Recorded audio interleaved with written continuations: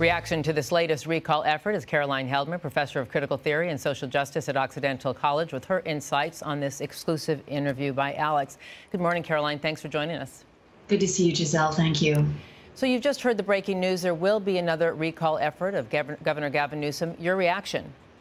Woo, okay. So another time at the rodeo. I will say it's a very smart strategy. Gavin Newsom's, on the part of Republicans, Gavin Newsom's star is rising. If there is a medical event, he is the front runner in the 2024 election. He's the front runner heading into the 2028 election. I would say nationally there are a few other contenders, but he has a national spotlight, and the Republican Party has taken notice, long taken notice. And so this is a way to kind of dim his star. As you noted, as Alex Cohen noted, we spent $200 million as taxpayers. That doesn't make me happy. We knew he wasn't going to be recalled just based upon his polls. Now his polls are lower now, but my guess would be that Californians don't have a will to recall him yet again. But this is a very smart political ploy that puts him on the ropes. But, Caroline, it's not just Republicans. Governor Newsom is facing some strong political headwinds from his own party. For the first time since 2019, as you point out, his approval rating has fallen to 47%, first time following below 50% from that time, with major decrease among Democrats, independents, and Latino men. We had the $68 billion deficit, but Alex Cohen said it was $73 billion deficit, and that's playing into this. What are we seeing here, and could it pass? I still think it's doubtful. I think just it takes so much more to recall. And I was around for the Schwarzenegger recall, and that was just a celebrity spectacle. And perhaps if another celebrity, another Hollywood star wants to hop into this race, there might actually be a race. But, we're in a presidential election right now, as everyone knows. Our members of Congress are running again. We have a special Senate election. I don't know about you, but my mailbox is full of mailers. I'm just not sure this is the priority that Republicans would like it to be. And I don't say that in some way to defend Gavin Newsom. It's just a really big task in front of this group planning to yet recall him again. And I think there is fatigue around this, given that it's so obviously, a political ploy. All right, let's turn to more state politics. With the primary now just days away on March 5th, all eyes are on the Senate race, very competitive. Adam Schiff still leading in the polls, but Republican Steve Garvey now firmly in second, leading Katie Porter, which is surprising to many people. What do you think's at play here?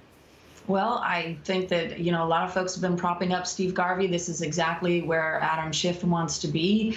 He would prefer to have a Republican candidate in this race because California is 2-to-1 Democratic registered. And I don't think Garvey can take a statewide election given his support of Trump and given how easy it is to paint him as being, I would argue, more conservative than he is. But I think this benefits Schiff. I think Katie Porter could really give him a run for his money, and I don't think Garvey can. All right, let's turn to national news. Nikki Haley loses to Trump in her home state of South Carolina, but she did get 40% of the Republican vote, and she says that's her reason to staying in, even though the Koch brothers have pulled their funding. But should that 40% alarm the Trump team? Well, they've got to be looking at this and saying, she did a little bit better than we thought she would, although, she lost by more than 20 points in her home state, which means, once again, confirming she's not really a viable candidate this election cycle.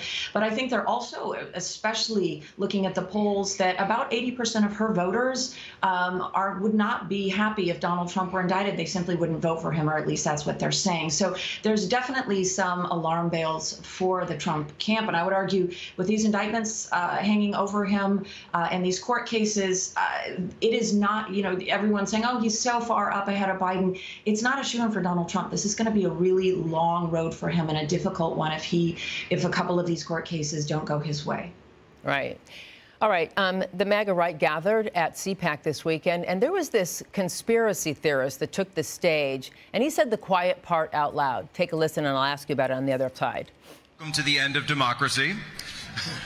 We're here to overthrow it completely. We didn't get all the way there on January 6th, but we will endeavor to get rid of it and replace it with this right here. We'll replace it with this right here. What do you make of that, Caroline? Obviously a joke, but when you're joking about a violent insurrection and that's your punchline, I mean, I guess he's saying the quiet part out loud, but so is Donald Trump. I mean, this is the most openly authoritarian campaign we have seen in the modern political era. He says he will, round up migrants, that he will appoint folks to head up the DOJ and the FBI who will go after his enemies. I mean, he is being openly authoritarian. And so, sure, we're seeing this at CPAC, but we see it every day on the campaign trail with Donald Trump. All right, all eyes are on the Supreme Court as we continue to wait for decisions on blanket immunity and the 14th Amendment. Special counsel Jack Smith stressed the need for speed, yet there's this delay. What does it tell you? What should we glean from it? I think it tells us that the Supreme Court will give Donald Trump every advantage that they can, as long as it doesn't impugn their integrity. I think this delay benefits Trump, and I'm not surprised by it. And of course, Jack Smith wants us to move ahead. This is his case, his baby, if you will, something he spent years of his life on. And obviously, he's very concerned about the threat that Donald Trump poses to democracy and wants his case to be disposed of prior to the election. But the court's going to, they're going to help out Trump. All right, turning now to the total dysfunction in Congress. Members have now returned from their break. They face a government shutdown, which is Friday, and Vladimir Zelensky is making an urgent plea for aid. Do Democrats have to resort to this very rarely used discharge petition? And if so, how will it work? And will it work? The discharge petition is really difficult to get to work, mostly because it requires so many votes that you have one party going against their leadership and voting against their leadership. And in this case, that would be Republicans voting against their party. It hasn't been, the last time it was used maybe almost 2 decades ago with McCain-Feingold. So it is an effort to force a vote on something that will pass. So I think it's a long shot. With that said, Biden is meeting with the 4 congressional leaders, the top leaders, to try to urge them for action on Ukraine, because this is something where it could reshape geopolitics and our world could look very different for future generations. And I'm not trying to be alarmist, but what is happening right now with the extremists in Congress is having ripple effects both generationally and globally. All right. And before I let you go, Speaker Johnson, with just a few days to avert another partial government shutdown, here we go again. Do you see another stopgap measure here? I do think they'll punt it. I think they'll do a stopgap measure because Mike Johnson is such a weak leader, or maybe you can't be, maybe you can't lead the extremists in your party. Maybe it's not fair to say he's weak, but he can't get his party in line.